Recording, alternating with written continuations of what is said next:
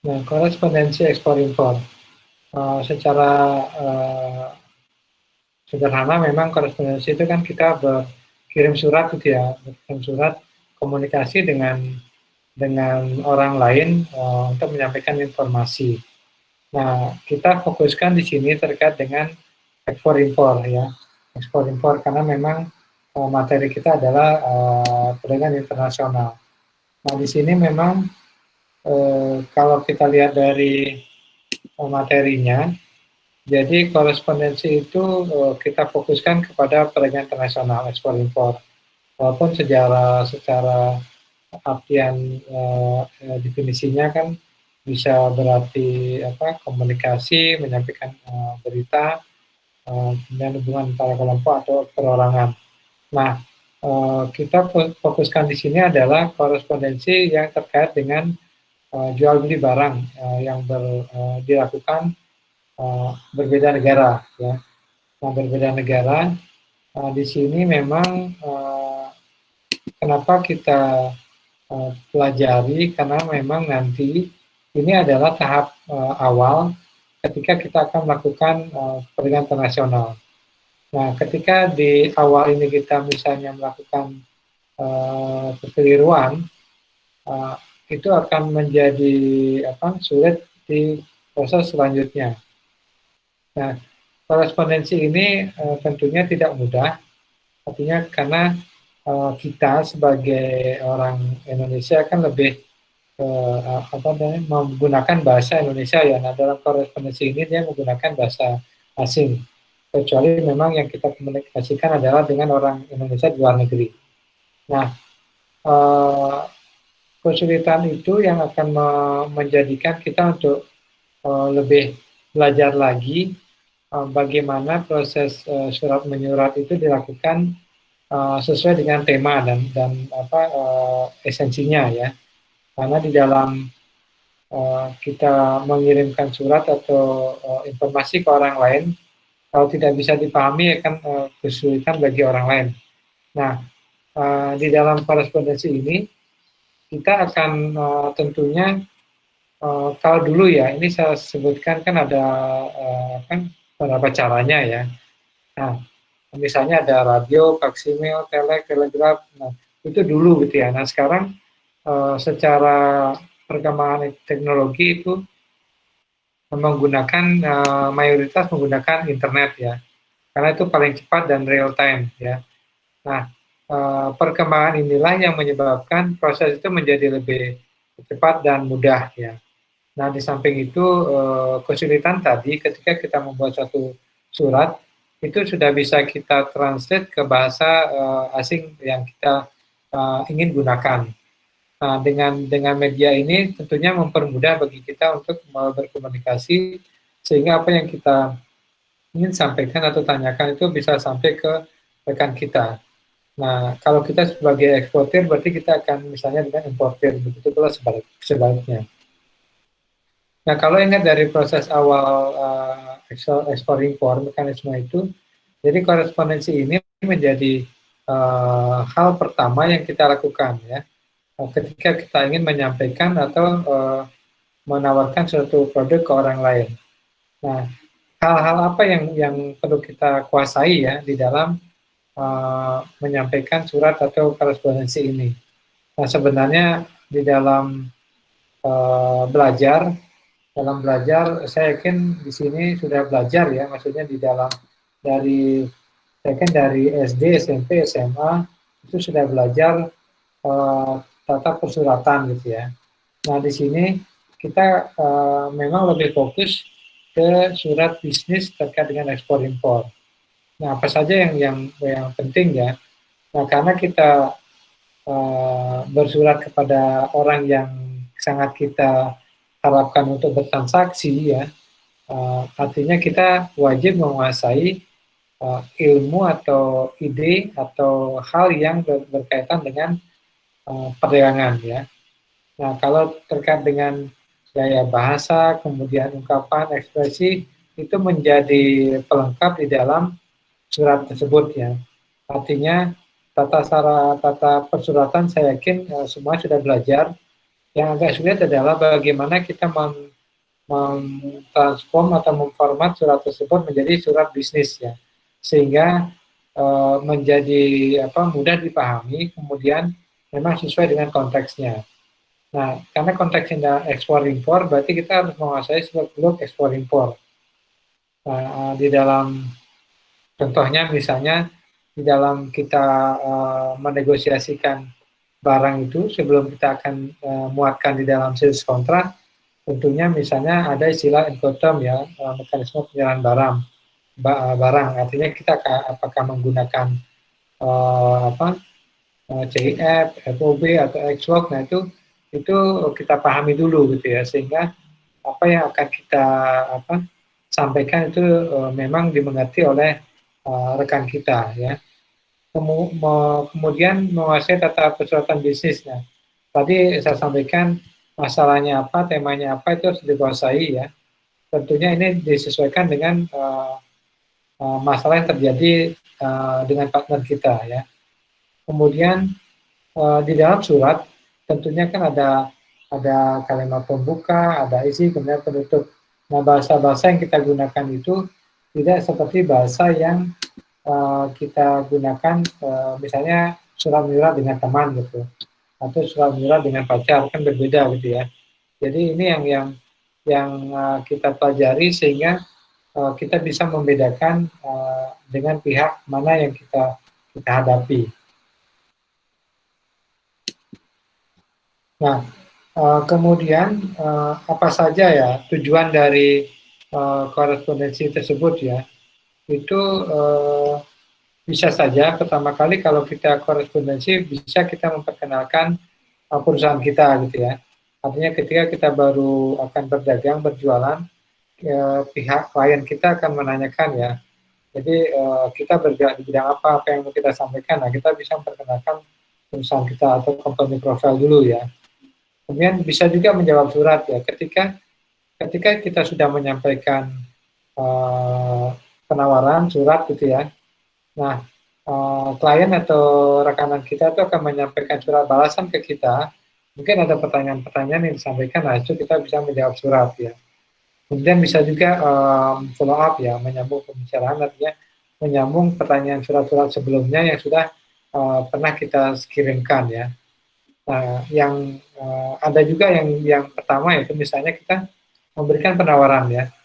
Ketika kita ingin memasarkan produk kita memberikan penawaran ya. Produk apa yang kita sampaikan, kemudian jenisnya, harga, jumlah, dan kualitasnya. Nah, itu kita sampaikan sehingga rekan kita itu tertarik untuk membeli produk kita. Kemudian ada juga menyampaikan informasi ya.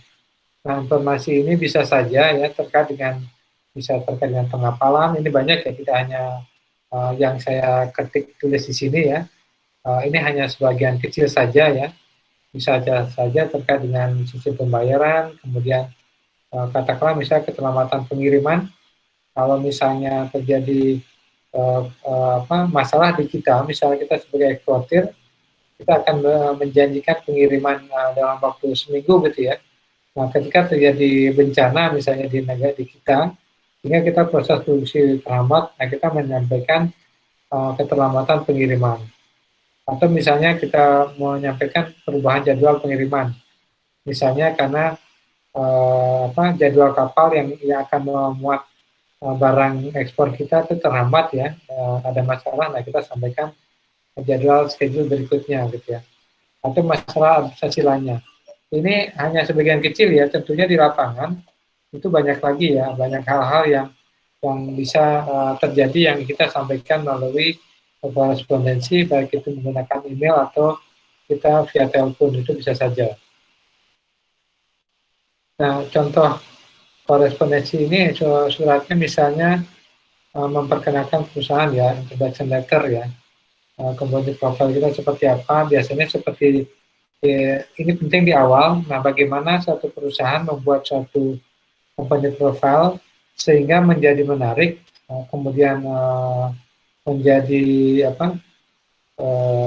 layak gitu ya. Jadi menjadi suatu, kalau orang membaca atau menerima surat itu menjadi percaya bahwa kita perusahaan yang benar gitu ya, atau memberikan suatu produk kualitas harga yang sesuai dengan yang diinginkan oleh pembeli.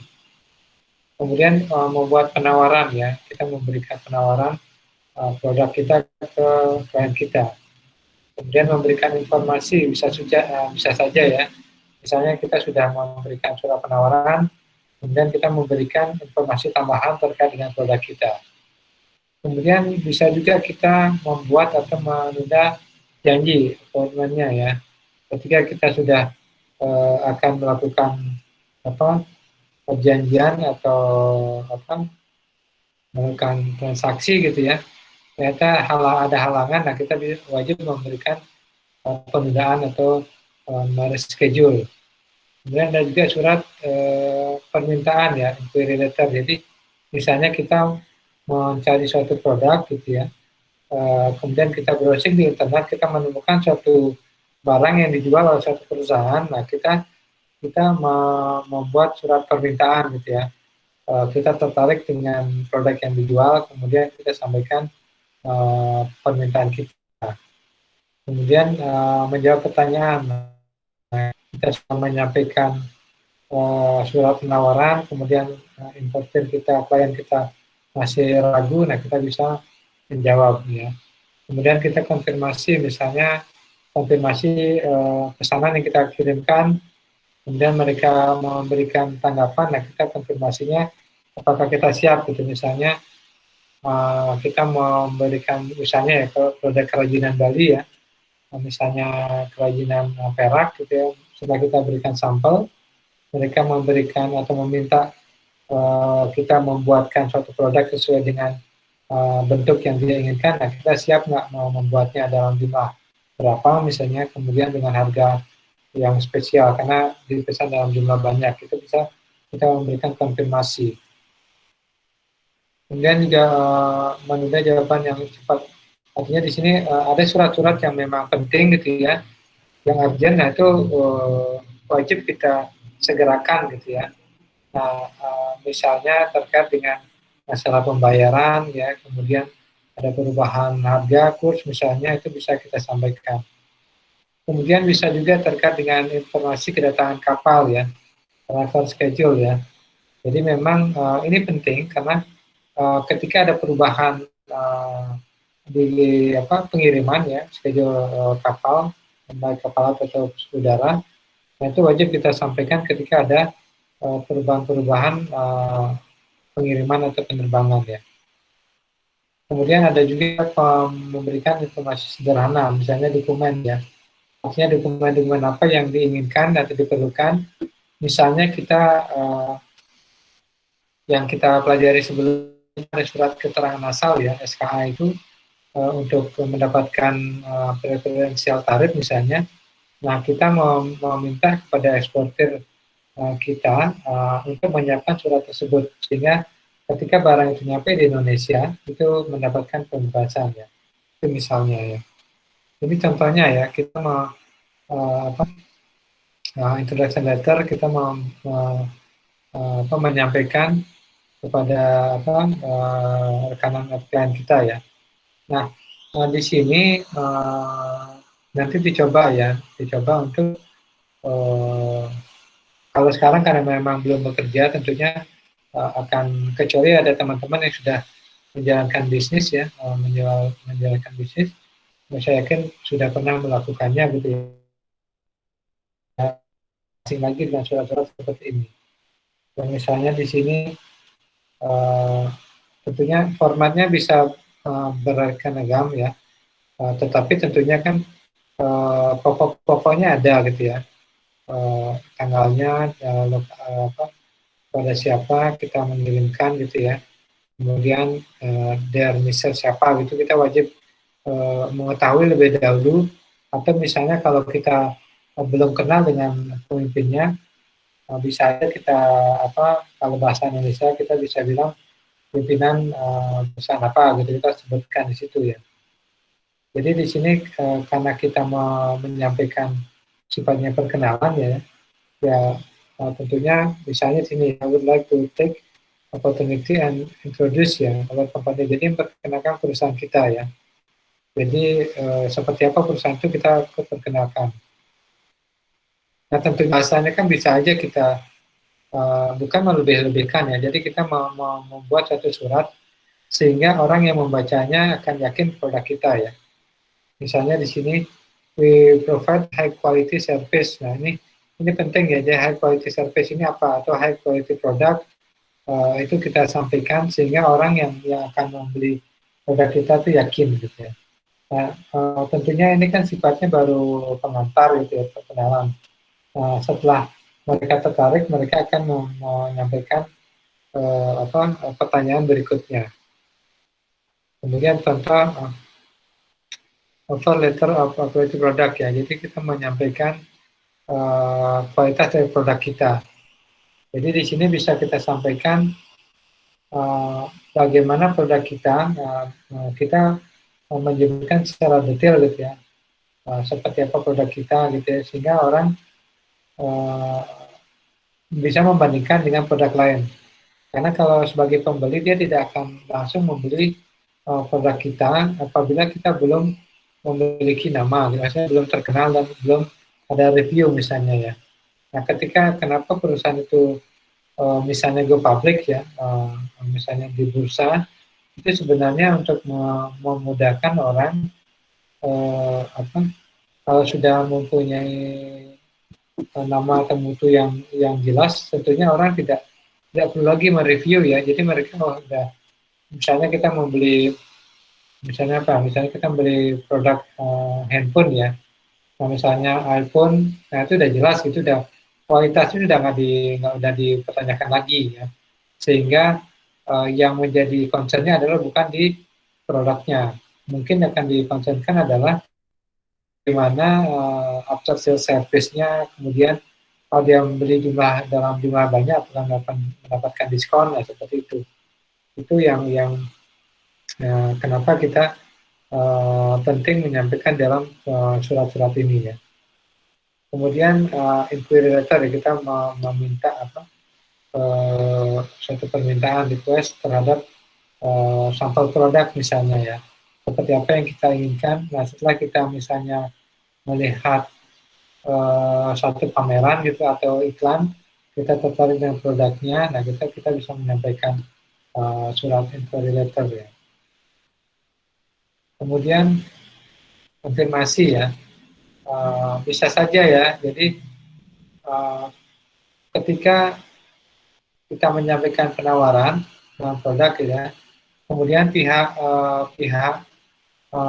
rekanan kita, importer kita itu tertarik dengan produk kita ya, mereka membalas kemudian memberikan permintaan pembelian gitu ya, dengan jumlah, kemudian spesifikasi dengan kualitas tertentu mereka sampaikan. Nah tentunya setelah kita menerima itu, kita pastikan kembali apakah pesanan itu sudah kita siapkan gitu ya. Nah nanti kita memberikan konfirmasi terhadap ordernya ya.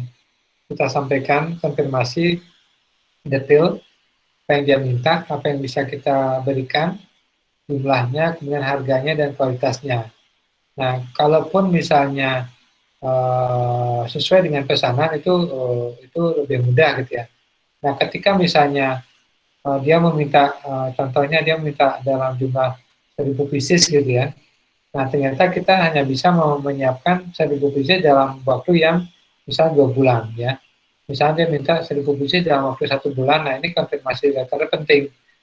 Kita bisa menyampaikan bahwa kita hanya bisa menyampaikan, bisa mengirim barang itu dalam jangka waktu 2 tahap gitu ya, 500 dan 500 gitu misalnya.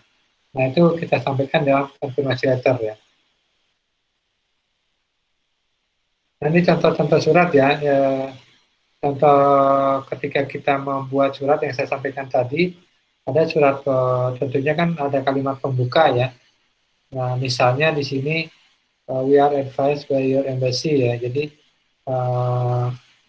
embassy in Jakarta to contact us leading manufacturer exporter of the following article to many countries as well as to Indonesia. Jadi kalimat pembuka kita itu bisa kita sampaikan di mana kita mendengar, membaca, melihat, mendapatkan informasi terkait dengan produk yang kita jual, yang kita akan beli gitu ya. Nah, kalau kita pihak pembeli ya, jadi kita melihat di mana, nah di situ kita sampaikan di dalam surat yang kita sampaikan ya. Atau misalnya we read your advertisement ya, misalnya kita melihat di iklan suatu majalah misalnya ya, itu kita melihat produk yang kita inginkan dalam suatu majalah ya kita sampaikan ya. Saya menemukan di sini, nah itu sebagai pembuka ya. Atau misalnya kita mendapatkan we got your name and address via misalnya siapa gitu ya, your representative office. Jadi misalnya kita mendapatkan nama, kontak dari perwakilan mereka di negara kita, itu bisa saja ya. Atau kalau posisinya kita akan menyampaikan apa istilahnya perusahaan kita, bisa saja kita we would like to introduce our company ya. Jadi kita memperkenalkan perusahaan kita sebelum kita masuk ke produk-produknya ya. Jadi di sini misalnya introduce our company as a leading manufacturer, exporter, produknya sepatu gitu ya. Nah, itu kita sampaikan ya. Atau misalnya kita kalau di Bali misalnya kerajinan perak itu misalnya dari Sukawati misalnya, itu bisa aja ya. Itu yang kita ingin sampaikan. Ini kalimat-kalimat pembuka yang bisa kita gunakan gitu ya. Nah, sekarang kan agak dimudahkan ya, kita dengan cari di Google itu bisa banyak sekali, tinggal kita sesuaikan dengan tema yang akan kita gunakan gitu ya, yang kita cocok dengan profil kita, kompani kita, kemudian cocok dengan klien yang kita tuju gitu ya. Nah, kemudian isi surat ya, tentunya kan tadi pengantar gitu ya. Kemudian isi surat apa yang kita sampaikan, apakah surat permintaan produk, atau kita menyampaikan produk yang kita jual gitu ya. Nah, kalau misalnya di sini, misalnya we can request you to send us your offer as follow ya. Jadi ini kita meminta suatu produk ya.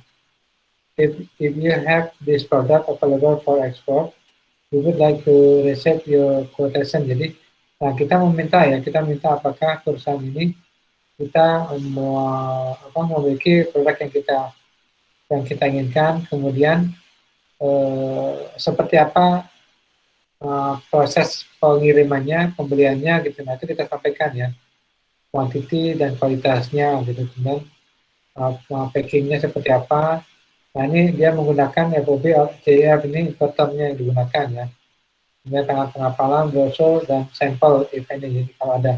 Nah, ini perlu kita minta secara detail sehingga pihak penjual atau eksporter itu bisa menyiapkan lebih detail lagi ya permintaan kita.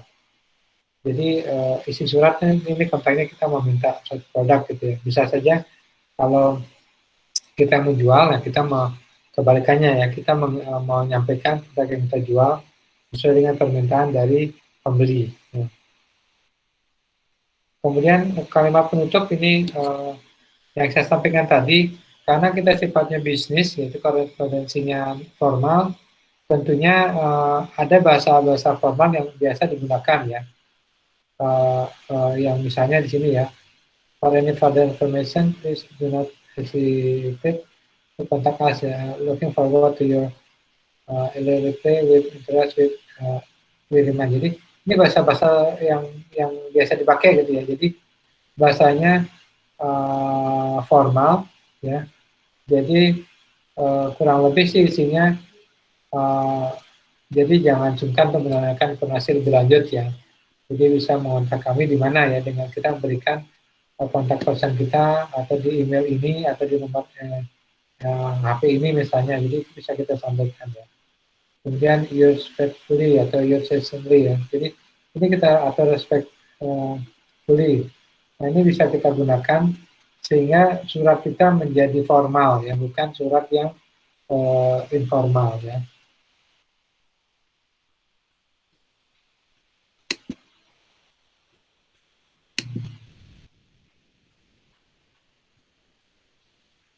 Nah ini contoh purchase order ya. Jadi kita setelah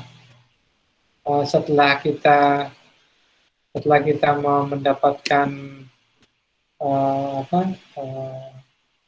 penawaran gitu ya, setelah mendapatkan penawaran, tentunya kita menuju ke purchase order ya. Jadi kita mau menyampaikan pesanan kita apa, kemudian detail gitu ya, jumlah, harga dan lain-lain kita sampaikan, kemudian packingnya semuanya kita sampaikan di dalam purchase order itu, sehingga nanti ya penjual kita bisa menyampaikan produk sesuai dengan yang kita inginkan ya. Jadi ini salah satu contoh purchase order ya. Jadi dari PT Super Mesin itu Tokyo Trading Company ya, contohnya seperti ini. Jadi referring to your letter that pada Agustus ya, how to place our commodities to be strictly in compliance with particular given in the letter of. Nah, jadi kita menjawab ya. Kemudian di sini juga kita syarat ketentuan syarat seperti apa kita sampaikan gitu ya.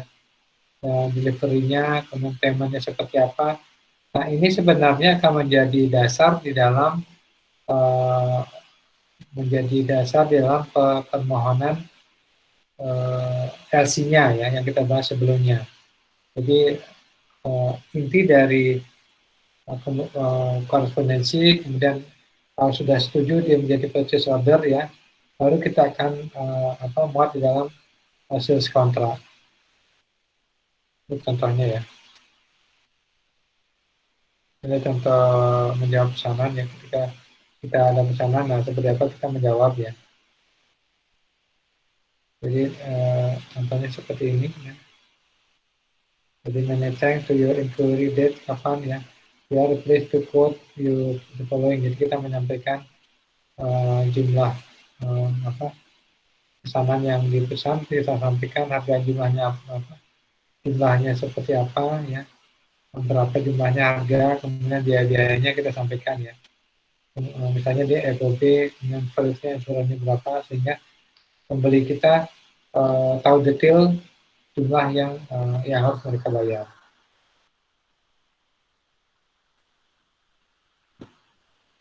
Jadi, ada sama ya pemesanan ya, kemudian dia akan menjadi sales kontraknya ya. Jadi ini contoh dari permintaan suatu barang creator terkait dengan produk ya, sama nama komoditinya apa, kemudian jumlah kualitasnya seperti apa itu kita sampaikan sehingga nanti dikirimkan dengan invoice-nya ya. Tentunya yang dikirim pertama itu adalah performa invoice ya, karena masih sifatnya penawaran. Nah, ketika sudah menjadi kita deal dengan harga dengan produknya, baru menjadi invoice yang sebenarnya ya.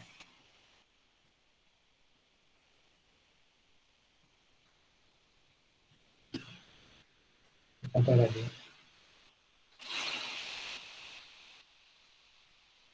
Nah, contoh-contoh ini kalau mau dicari di internet sangat banyak ya, banyak terkait dengan contoh surat menyurat yang terkait dengan ekspor impor. Itu yang bisa saya sampaikan untuk terkait materi korespondensi. Selanjutnya mau kita sambung sales kontrak dulu, apa kita bahas ini dulu pertanyaannya?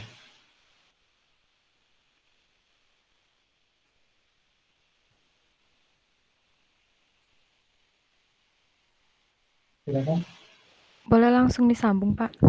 Oke. Iya, Pak. Lebih baik disambung nanti pertanyaannya sekalian dibahas di belakang. Ya. Oke, saya stop dulu yang ini ya.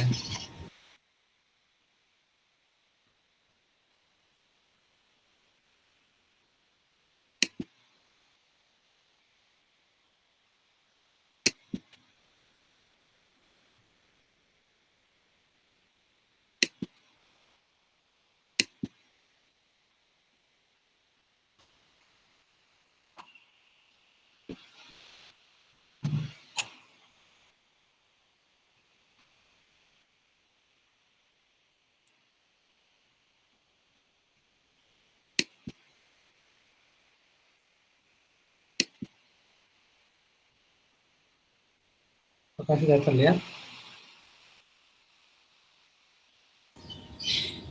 Sudah. Sudah, Pak.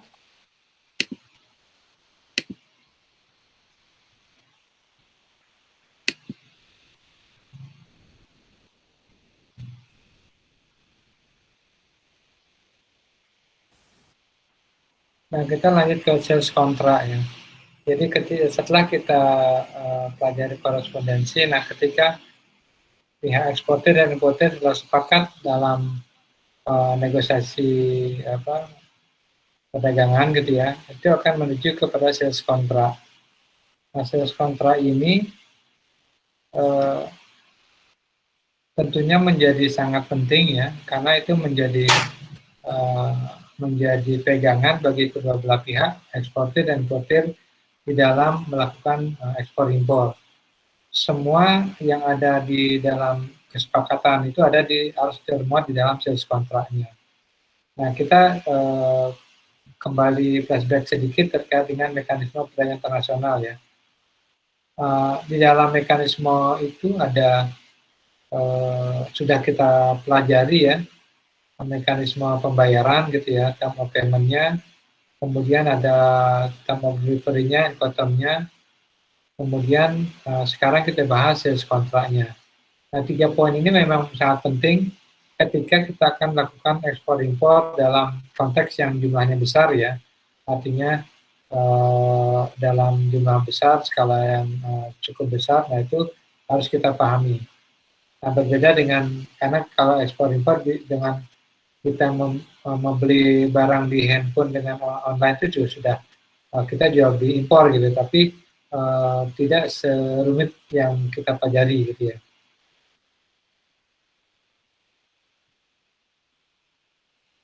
Nah, mekanisme ini saya lewatkan ya, karena sudah kita pelajari sebelumnya ya.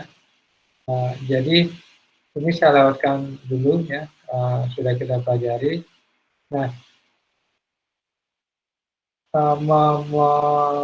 mengingat kembali gitu ya. Nah, sales kontrak itu kan akan mengikat gitu ya, mengikat pihak yang terkait siapa saja ya. Tentunya sales kontrak itu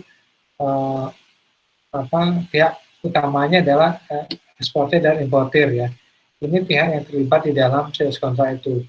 Walaupun bisa saja di dalam sales kontrak itu bisa terkait dengan resiko dan asuransi yang lainnya, bisa saja akan disebutkan bahwa siapa yang bertanggung jawab terkait misalnya terjadi keterlambatan barang misalnya ya, asuransinya siapa yang bayar.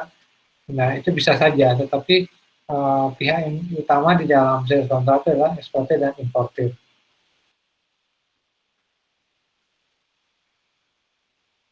Nah, tentunya di dalam kita membahas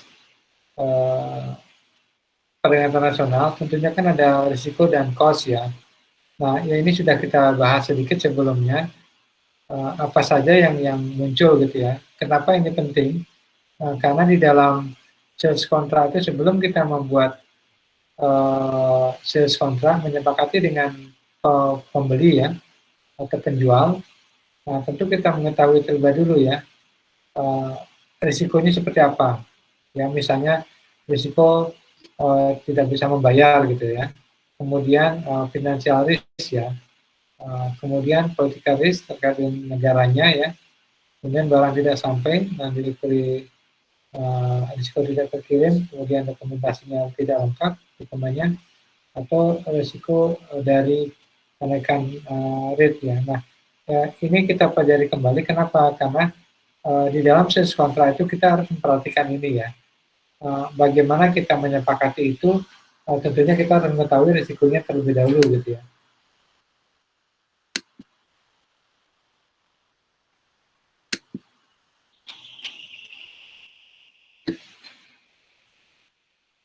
Nah, risiko-risiko ini setelah kita pahami, kita akan semakin yakin untuk melanjutkan ke dalam sales kontrak. Nah, ketika kita membahas misalnya terkait dengan ketakutan kita terkait dengan pembayaran, makanya kita akan berani atau tidak kita menggunakan misalnya advance payment ya. kalau kita sebagai pembeli ya, seperti yang kita bahas sebelumnya, kenapa kita berani kita sebagai pembeli menggunakan electronic payment ya, atau sebagai penjual kita menggunakan open account ya. Nah itu menjadi sangat penting ketika kita akan melanjutkan di dalam kesepakatan sales contract. Nah, kalau kita sudah mengetahui risikonya dan cost-nya, baru kita berani memutuskan mekanisme pembayaran apa yang kita gunakan ya. Itu karena menjadi poin penting di dalam kita lanjut ke sales contract ya. Nah, sales contract ya itu kesepakatan ya yang dibuat oleh dua pihak di sini, ya penjual dan pembeli, untuk melakukan transaksi perdagangan yang dilansir dari prinsip hukum yang disepakati bersama. Nah, walaupun ya artinya di sini sales contract itu kan sudah mengikat kedua belah pihak gitu ya. Akan tetapi ini bukan berarti tanpa risiko ya, karena sales contract itu bisa saja dilanggar oleh salah satu pihak. Itu yang menjadi tetap kehati-hatian, tetap harus dimiliki oleh kedua belah pihak. Nah makanya muncul term payment atau pembayaran digunakan itu memilih kepada LC, karena tanda kutip itu yang dianggap lebih aman walaupun dengan biaya yang lebih besar. Nah ini ada di dalam sales contract itu kan ditentukan apa saja yang dimuat di sana ya. Pertama mekanisme pembayaran ya, LC atau non LC. Ya itu itu disepakati tergantung dari tingkat kepercayaan kita kepada pihak yang kita ajak, baik eksportir dan importir. Kemudian mekanisme pembayaran non LC ya, atau standby LC. Jadi mana yang kita anggap lebih aman itu kita gunakan. Kemudian ada mekanisme pembayaran collection atau kita juga lanjut dibahas dengan delivery atau tempat delivery-nya ya. Jadi itu yang kita gunakan, itu yang kita sepakati di dalam sales contract. Nah, proses sales contract itu sangat ditentukan di dalam kita atau ditentukan oleh korespondensi atau negosiasi yang kita lakukan sebelumnya ya. Jadi ketika kita menawarkan suatu produk, ya, kemudian kita mendapat respon, kita memberikan. Nah, ini yang kita sampaikan ya di dalam proses ini, buyer dan seller kita di posisi mana gitu ya. Nah, kalau kita sebagai pembeli, kita akan meminta surat permintaan gitu ya. Kita meminta permintaan barangnya seperti apa. Nah, kita sampaikan kepada seller. Kemudian sellernya menawarkan barang yang dia jual. Nah, kesepakatan itu nanti kita tuangkan di dalam sales contract.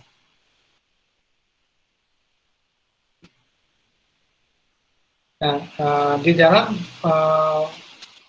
sales contract tersebut atau kontrak tersebut ada prinsip yang sangat fundamental gitu ya. Artinya apa? Karena ketika kita bertransaksi dengan orang yang kita belum kenal, ya, atau dengan transaksi dengan orang yang berbeda negara, gitu ya, tentunya ada hal-hal yang tidak kita bisa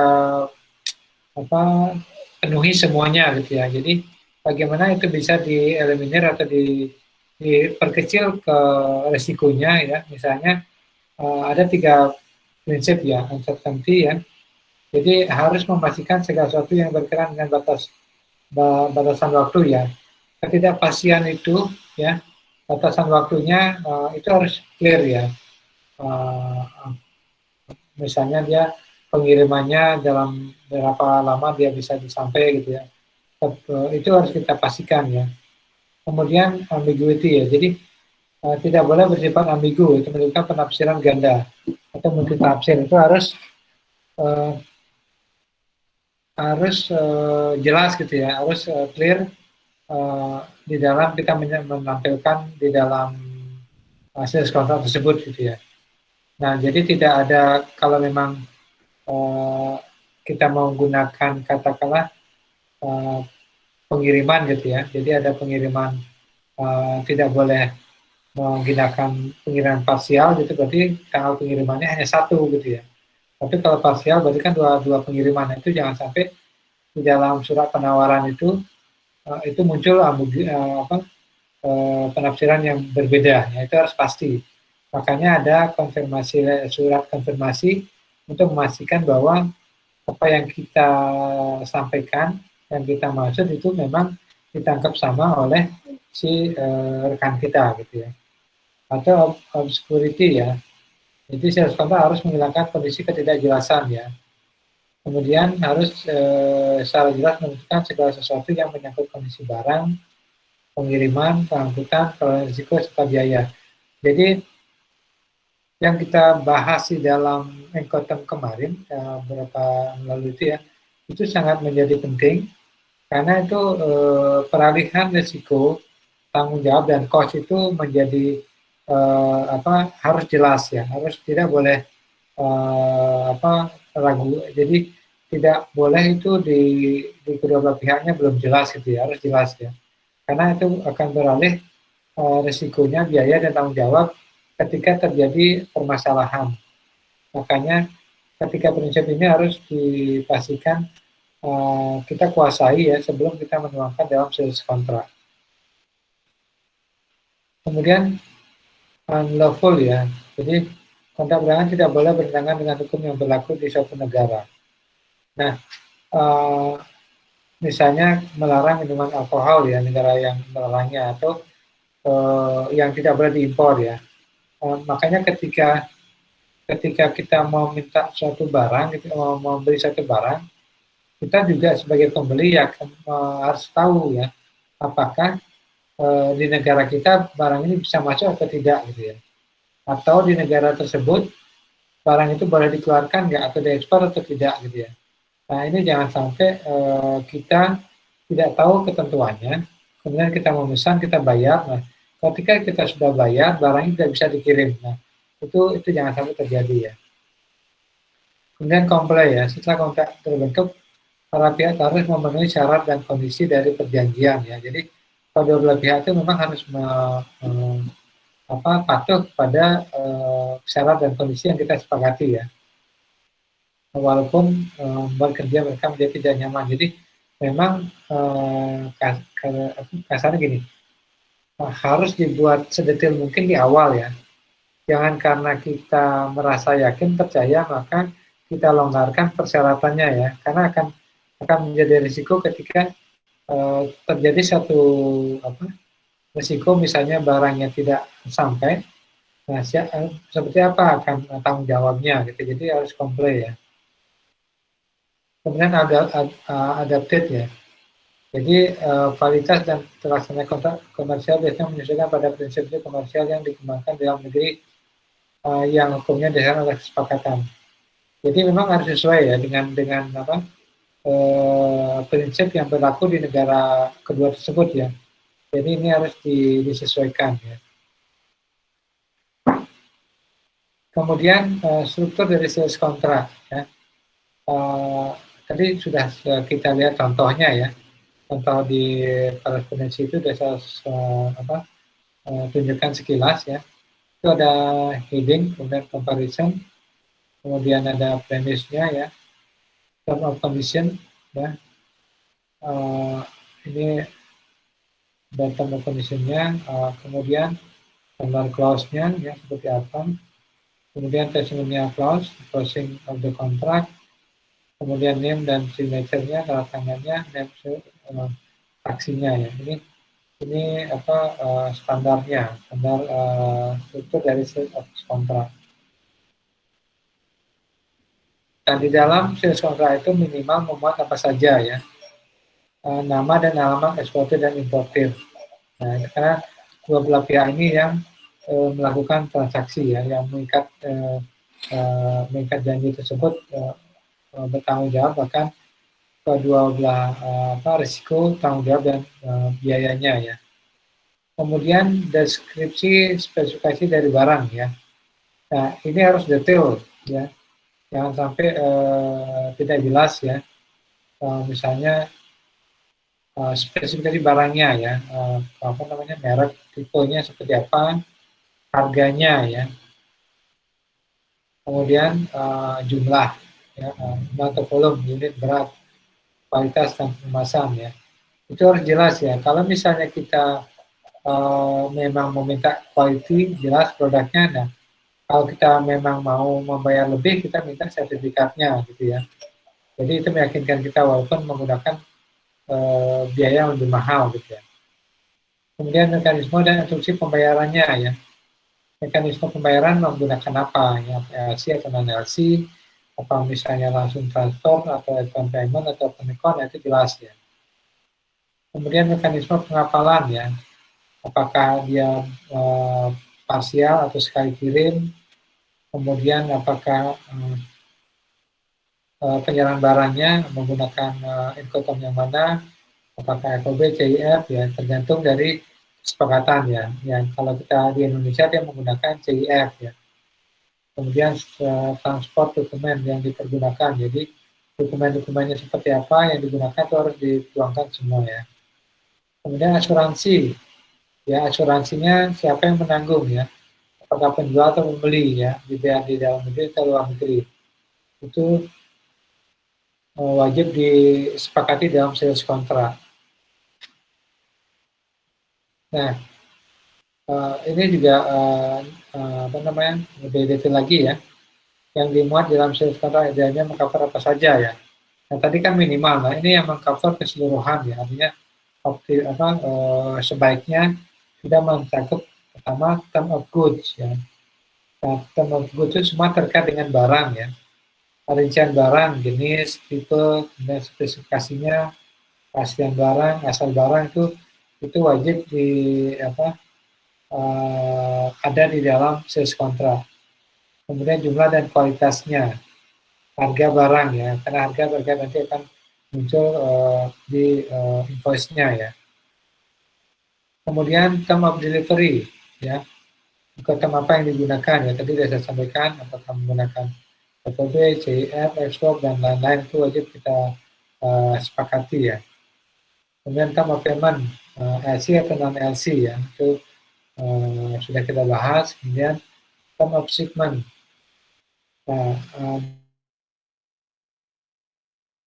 tujuan di mana ya, apakah boleh parsial atau tidak ya, apakah boleh transshipment atau tidak ya, itu ada di term of shipment.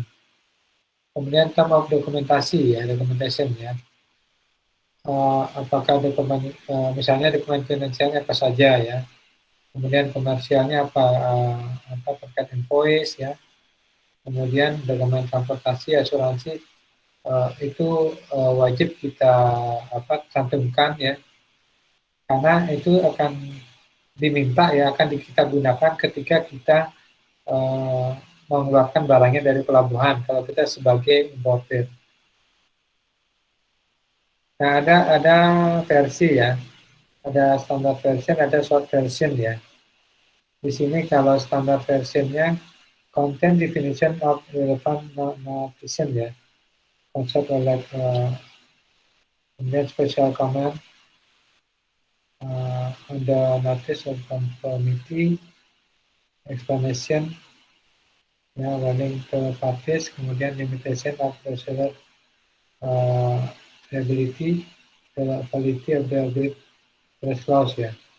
Kemudian short versionnya more practice oriented ya, offering the main right and obligation of the party. Jadi kalau short version itu mungkin lebih karena tingkat kepercayaan sudah tinggi antara penjual dan pembeli ya, sehingga mereka menggunakan yang penting sudah ada tanggung jawab baik importer dan eksportir, jadi tidak terlalu detail.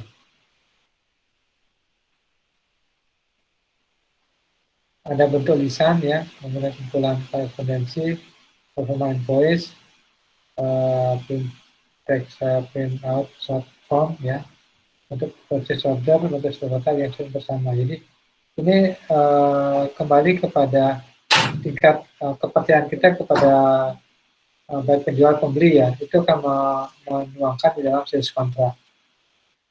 Artinya kesepakatan kita seperti apa, nah itu kita tuangkan dalam sales kontrak yang akan digunakan. Ini performance invoice ya, ini masih sifat penawaran belum final ya.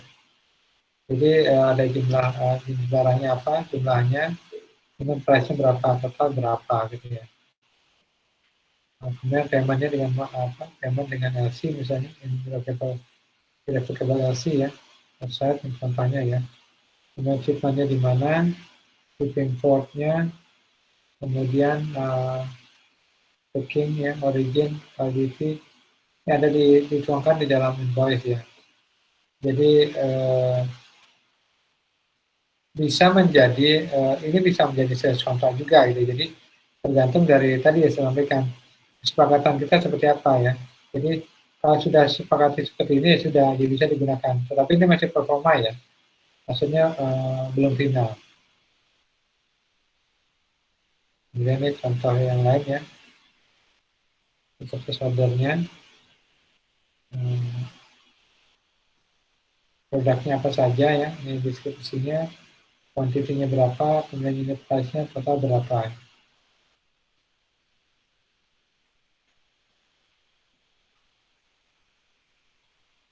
Ini contoh dari sales contract atau sales and purchase ya. Distribusinya, kemudian purchase-nya, ya. Payment seperti apa. Kemudian sales contract. Jadi menjelaskan dari menggambarkan dari yang kita bahas tadi ya. Ada penjualnya siapa ya. Between seller, alamatnya ya. Kemudian bayarnya siapa. Ya. Kemudian artikel 1. Jadi ini aturan mainnya seperti apa. Kesepakatan kita di sini kita tuangkan ya. Jadi ketentuan komoditi, quality dan kuantitinya. Jadi barangnya, kualitas dan kuantitas seperti apa, jumlah seperti apa. Nah itu kita tuangkan ya. Dituangkan di dalam sales contract ini. Itu betul-betul ya. Kemudian ada packingnya seperti apa ya, kuantitinya berapa, itu dituangkan di dalam sales contract. Ini contoh invoice ya. Nah kalau sudah menjadi invoice, ini udah commercial invoice ya, udah final ya. Yang tadi kan performa invoice ya. Ini packing listnya ya. Jadi pengepakannya dalam jumlah bag, berapa bag gitu ya. Kuantiti berapa, ini beratnya berapa, itu ada semuanya. Baik, itu yang